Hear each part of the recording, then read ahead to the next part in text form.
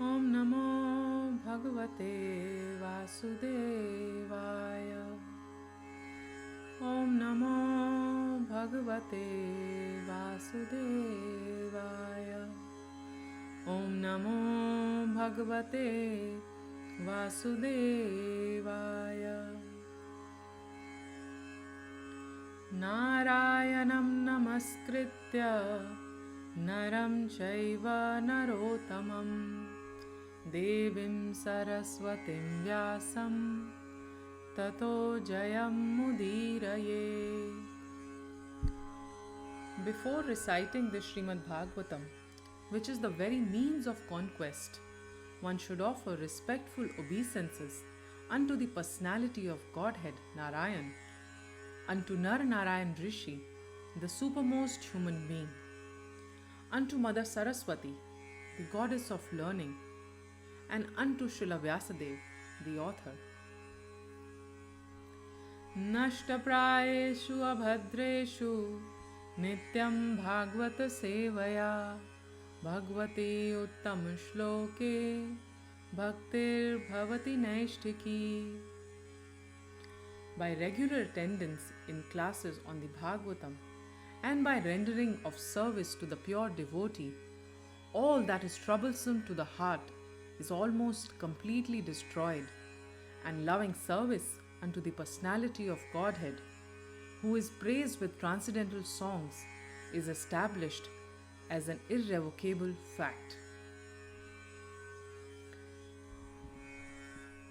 Namam Vishnupadaya Krishna Pristhaya Bhutale Srimate Bhaktivedanta Swamin iti namine Namaste Saraswate Deve Gauravani Pracharine Nirvishesha Shunyavadi Paschatya Deshatarine.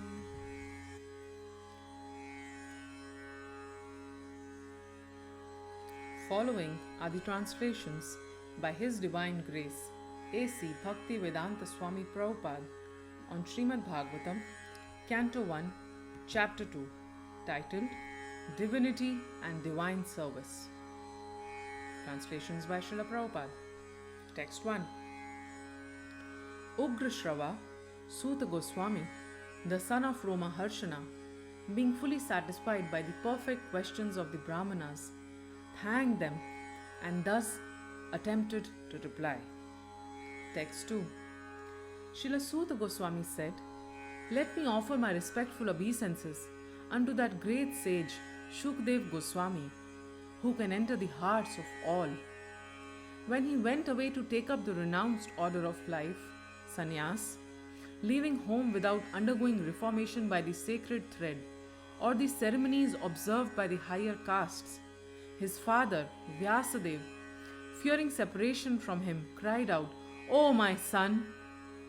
Indeed, only the trees, which were absorbed in the same feelings of separation, echoed in response to the bereaved father." Text 3.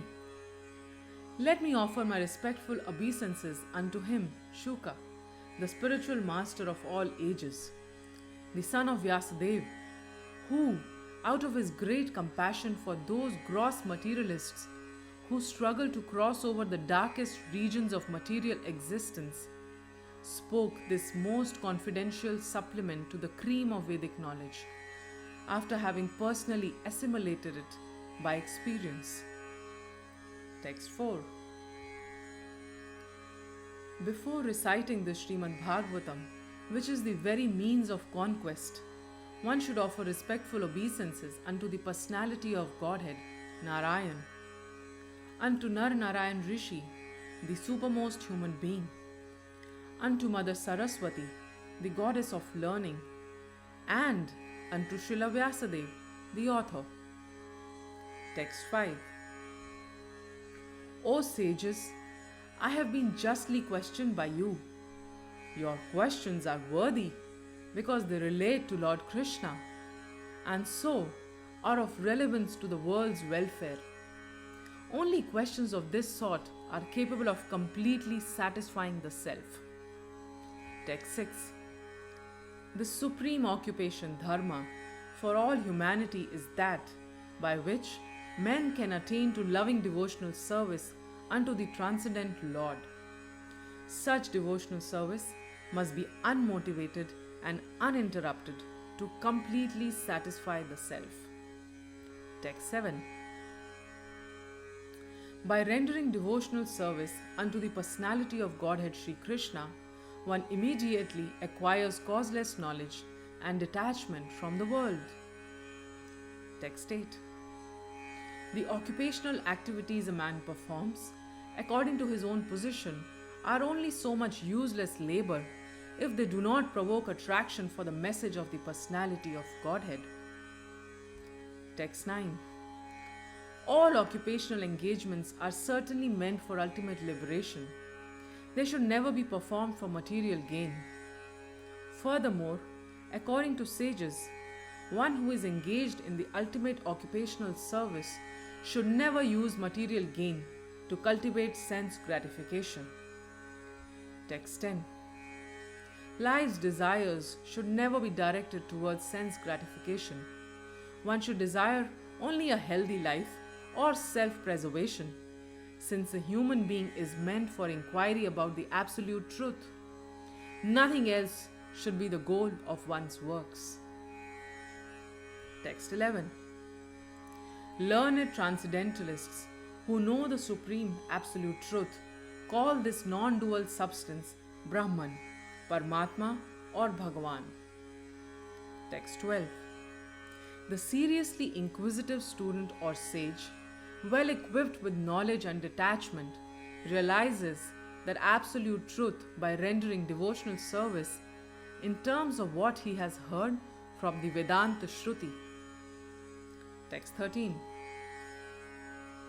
O best among the twice born, it is therefore concluded that the highest perfection one can achieve by discharging the duties prescribed for one's own occupation according to caste divisions and orders of life is to please the personality of Godhead. Text 14.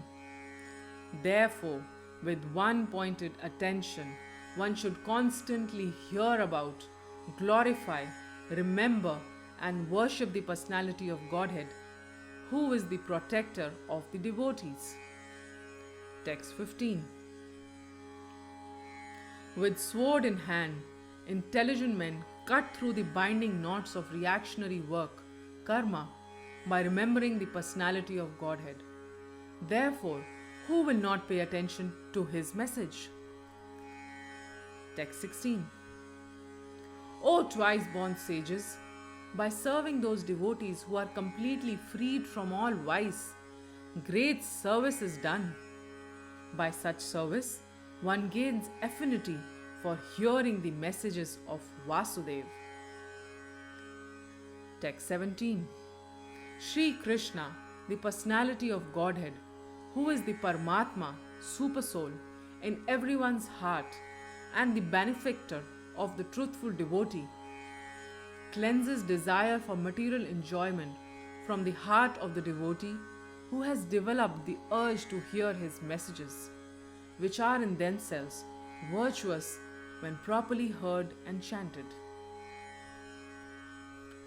Text 18.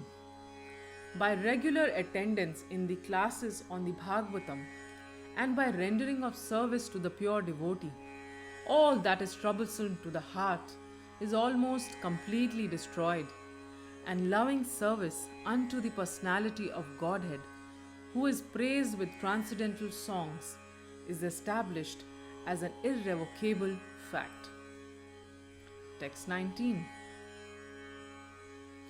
As soon as irrevocable loving service is established in the heart, the effects of nature's modes of passion and ignorance, such as lust, desire, and hankering, disappear from the heart. Then the devotee is established in goodness and he becomes completely happy. Text 20. Thus established in the mode of unalloyed goodness, the man whose mind has been enlivened by the contact with devotional service to the Lord gains positive scientific knowledge of the personality of Godhead in the stage of liberation from all material association. Text 21. Thus, the knot in the heart is pierced, and all misgivings are cut to pieces. The chain of fruitive actions is terminated when one sees the self as master. Text 22.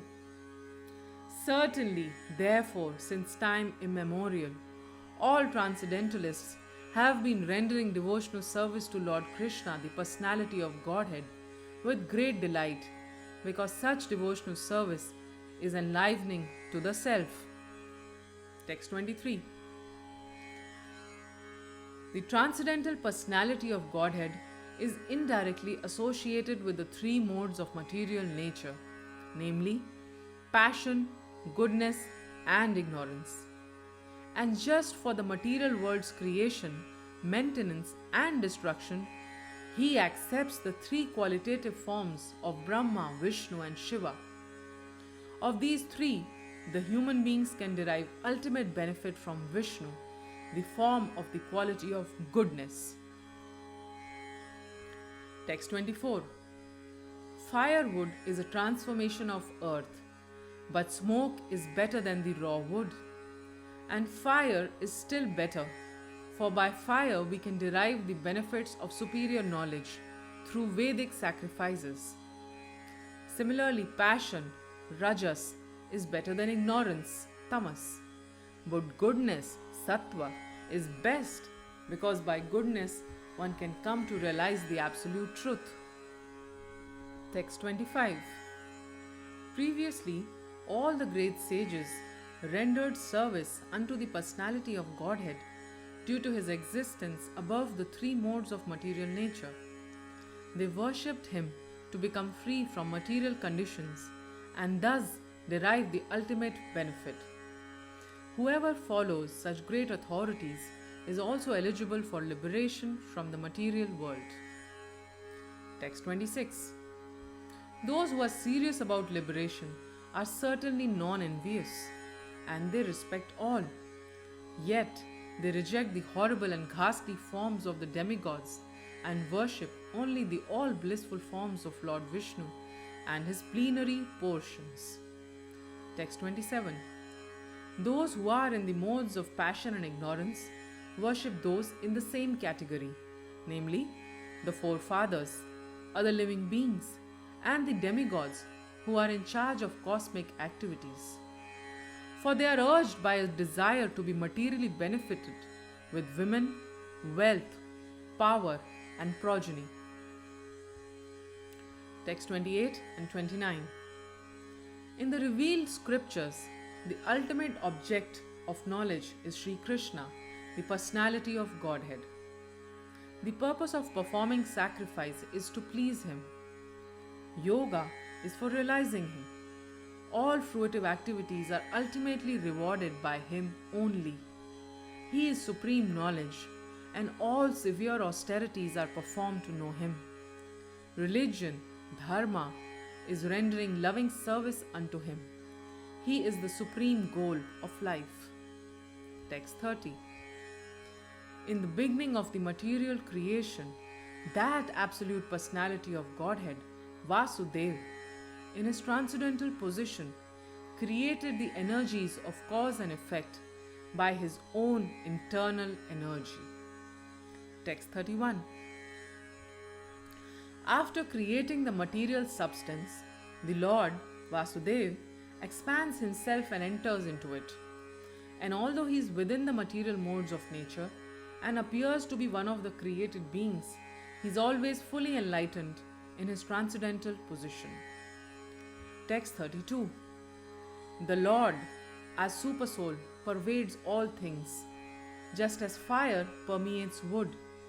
And so, he appears to be of many varieties, though he is the Absolute One without a second. Text 33. The Supersoul enters into the bodies of the created beings who are influenced by the modes of material nature and causes them to enjoy the effects of these modes by the subtle mind. Text 34. Thus the Lord of the universes maintains all planets inhabited by demigods, men, and lower animals. Assuming the roles of incarnations, he performs pastimes to reclaim those in the mode of pure goodness. Grantaraj Srimad Bhagavatam ki jai, Srila Prabhupada ki jai.